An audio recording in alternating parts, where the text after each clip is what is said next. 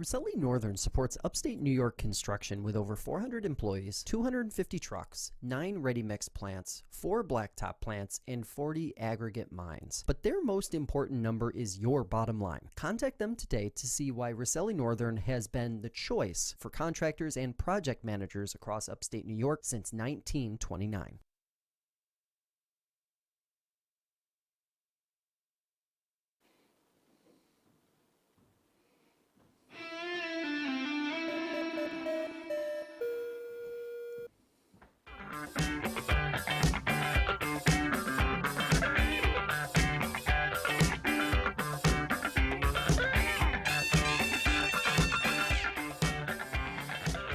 Well, everybody, welcome into the FL1 betting podcast here on FingerLakes1.com. Paul Russo and Kyle Evans only this week here in studio.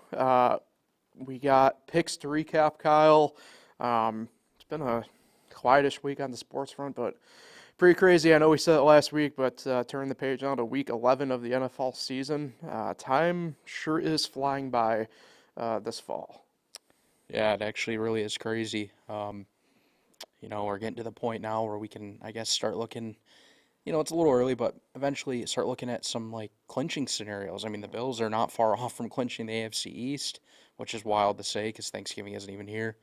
But, yeah, things are moving along really well, and I think for the most part, we've had some great games this year. Yeah, it's been a pretty good year overall in that sense. Yeah, it's one of those things where I know it's getting to that time, fantasy season. We got a couple people eliminated in a few leagues I'm in. A couple people can clinch. So, yeah, I mean, crunch time is here. And, yeah, it's one of those things where it just does not stop. All right, let's get into our picks from Week 10. Kyle, commanding lead here at this point. 2-1 was the best week, and you earned it. With your picks. Yeah, frustrating thing is the Lions only cost me by a point. They won by 3, came all the way back, actually. I didn't even think they were going to, win the game. And the Bills, yeah, it really wasn't a sweat there. And the Eagles, it was automatic. So, yeah, I'll take another 2-1 week. 18, 11, and 1 on the year. Yeah, I don't know. I want to start, I think, with my pro one that I had, Atlanta, New Orleans, and that one just really did not sniff the over whatsoever. Yeah, looking at it, there's no points in the first quarter. That's what killed you. Yeah. And then football-wise, just a couple not bad beats on the weekend in this traditional sense, but a lot of money ended up going towards South Carolina and Kansas. Just some tough spots there for me. So my bank's at 0. Who cares? I got 3 picks this week. We go into debt with the mob. And then I can't speak for Jim's picks in this sense, outside of just telling you guys that they were all 3 were losses. How close were they? Well, BYU was probably technically the closest, but even then, Holy War came down to a last second field goal rather, and they only won by 22-21. Nevada, Boise State there was scoring in that game. Now, I don't want to make it sound like there wasn't, but it did not get near the 60.5 though. And then for Minnesota, I mean, Rutgers gave them every opportunity to just even win outright, and Minnesota couldn't do it. Rutgers was down 2 of their best players too, and Rutgers won outright as it ended up being a pretty big underdog come Saturday. So, pretty tough spot. I know you jokingly said off air, no college talk this week out of you, but look at you though. You noticed a couple things up there with his picks anyway in those college fronts. So you're getting there. Don't sell yourself too short, Kyle. Yeah, and I just noticed he was about 12 points off from the over, which is tough. 2 touchdowns. But was it supposed to be that close? It was 28-21? No, well, not technically. That Boise team's, in theory, better than Nevada. It's actually a couple back-to-back tough games for Boise. I'm really intrigued to see how they go against San Jose State this week. The Spartans are a sneaky 7-2. Nobody's really talked about them. And more or less, frankly, no matter which book you're looking at, Boise's a 2-touchdown favorite, 13.5 or 14. Like I said, depending upon what book you're looking at. I like Boise at this point if you do bet that game. But I would not be surprised in the slightest if San Jose State covered that. I mean, not knock on Boise because they are a really good team. They're in the playoff right now, obviously. Genty is my pick for Heisman if I had a vote. Excuse me. And but their offense in this sense is one-dimensional, right? I mean, running offenses a lot of times can't get away in the traditional sense. Now they've been able to do that a lot this year, but it's tough. It's tough. So I got really nothing else to talk about on the sport front. I think the crazier stuff I've seen this week have involved Jerry Jones with curtains. Pretty much a lot involving the Cowboys for all the wrong reasons, as I call it. And the Jets, bad. Wow. I said this yesterday to Nick. Funnily enough, it's bad for the Jets this week when they get blown up by Arizona, and at this point, we just don't even talk about them at all, pretty much. And isn't there some kind of story with Devontae Adams right now? I'm reading that he missed practice yesterday, but he's not really hurt or something. Yeah. People are speculating. Yeah. But he's already sick of Probably the losing, and the trade deadline's a little too late. The Jets can't make a move and send him back another way. Right. So, yeah, they've been a total disaster. And it's funny because a lot of people, again, thought they were definitely going to make the Super Bowl. And I don't think they're going to come anywhere close. They're not even going to make the playoffs. I mean, I go back to our first week of this podcast. I go back to the Bills Weekly podcast we talked about. I didn't even have the Jets as the second best team to win the AFC. I thought your best betting odds were either going with the Bills or going with the Dolphins at second and third best odds respectively. And lo and behold,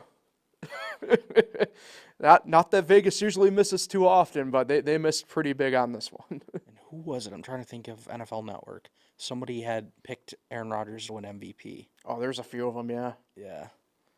Oh, I can't think of who it was. It wasn't that bozo Adam Rank, was it? No, it was the guy on Good Morning Football. Peter Schrager. Oh, wait, Pete went there? Yes. I saw a clip the other day. It was a throwback clip. Oh, boy. In August, he said something about he thinks Aaron Rodgers is going to light it up. He's my MVP pick. And it's funny because a lot of these people are being embarrassed. They went on for months and months. And it was, seriously, I don't remember any other team being talked about other than the Jets. It seemed like almost every day. Yeah. And then here they are being the laughing stock. Yeah. So I love it. I don't know about you. I think it's funny. I just enjoy the Aaron Rodgers downfall more than anything. I hate the guy. Yeah, I mean, it's crazy, though. I mean, I feel like outside that, we got some late breaking news. We saw the Rays are going to be playing all their home games for 2025 at Steinbrenner Field. The Yankees single-A team complex and spring training complex. So I've already seen people joke now about how home run totals were going to be swung down the AL East. So I don't know fully about that just yet, but one of those interesting things to keep an eye on. Well, my quick thought, I just literally thought of it. Are they going to be able to even sell out that place? Yeah. It's a joke because. Well, no, I know. I would imagine for at least the AL East teams they will for sure. I would say. Yeah. But yeah, I mean, it's weird. I never thought that their stadium would just blow off like that. Well, but I don't think there we go. They didn't either, unfortunately. And we're still far enough out that this isn't a guarantee by any means. But man, if you're in that Tampa Bay area again, I implore you to be prepared again. It sounds like a potential third hurricane coming through there is a very real possibility. So, not what I usually say on this podcast by any means, but I implore anybody down there who listens or watches to make a plan as usual, get ready, because I'm telling you what, if it's a third hurricane in one single year down there again, man, I don't know. It's catastrophic would be the under whatever comment, stating the obvious. So, all right, Kyle, let's get to our picks. You go first. You have the honor. So Uh, Maybe not first, as we've been doing. You have the coin flip option, if you will, to defer or go first. So up to you. Yeah, I'll go first. All right. I'm not gonna lie, I'm not taking this game, but I really do want to take Commanders +4. Oh. But my first is gonna be, it seems like I always do this, but I'm confident. I think the Bills are beating the Chiefs. All right. -2. My second pick, I'm doing a money line. Okay. Bengals money line All against right. the Chargers because the payout's better. I don't want to do the spread for that Right. game. And then my last one, I'm going to do the Monday night game. I'm going to take the Texans -7 at Dallas. I like that. Yeah. My only worry, weirdly, might be Houston. That's just because they enjoy just like messing around too much in a way. But yeah, I mean Cooper Rush. I mean, I feel like isn't it crazy how they've left the line essentially the same as that Philly game last weekend? They wouldn't boost it up a little extra. Yeah, and I actually did these last night, and it was 7.5, and now it's down to 7. I'm like, Yeah. what? And Nico Collins is coming back. The offense should just be, eating that Dallas defense alive. And if they do that, I don't see why they can't win by at least 7. I think maybe 10 points again, like I thought last week. So that should cover. And Cincinnati, I mean, they can't beat the Chargers. Are the Chargers really that for real? I don't think so. The Bengals have been scoring tons and tons of points. Yeah. Yeah, it's a bit of a toss-up game there. I think Cincy's defense can figure something out at this point. That game's going to be an interesting one. So I like them. I like the picks. All right, I'll begin with Thursday night. I am doing a homer pick here. I'm taking Washington +4. I wish it hung on to the original line of 4.5, but we just couldn't quite get there on anything I saw. So You need the Eagles to play like they did against Jacksonville a couple weeks ago. They jumped out to, 19-0 lead. yeah, Allowed Jacksonville to come back. I don't know. There's times where Philly looks like they're not very good, and then other times it's like, all right, yeah, they're good. yeah, So I don't know what team we're going to get tonight. yeah. I'm hoping it's the team that Washington can for sure beat. Next one, I'll stay on the pro side because I do have one college game, but you have to go to Sunday for this. I'm taking Green Bay -5 at Chicago. Bears are in turmoil. This isn't like the Lions or Minnesota coming out of a dome to go play there. Green Bay plays outdoors. I don't think it's supposed to be super chaotic weather-wise there, so I'll take Green Bay. Again, a team that maybe messes with their food a little bit too much, but yeah, Bears team in turmoil right now. I think I'll go what is perceived to be the sure side of things with the Packers. And then one college game for me. I'm doing Liberty -14 at UMass. UMass kind of back to a little bit of their old ways.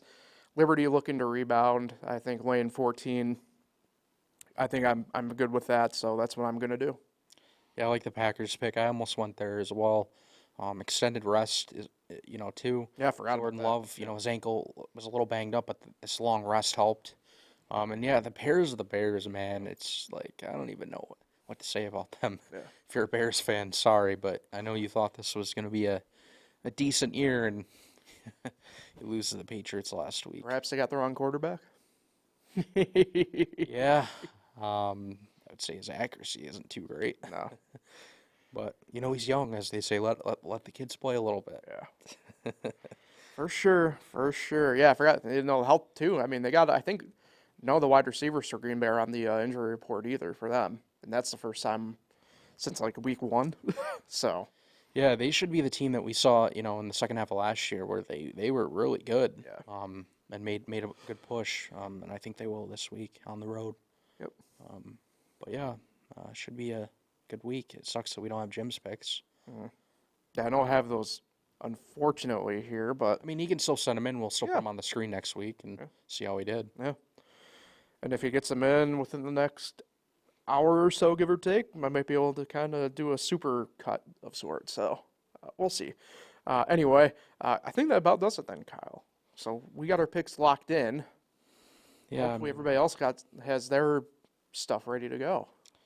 Unless you want to talk about the NHL for a second. Have at it. Winnipeg Jets, man, they just keep 15 winning. Yeah. 15-1-0, beat the Rangers in Madison Square Garden. They play the Lightning tonight. Uh-oh. I might take the Lightning. Really? They're due.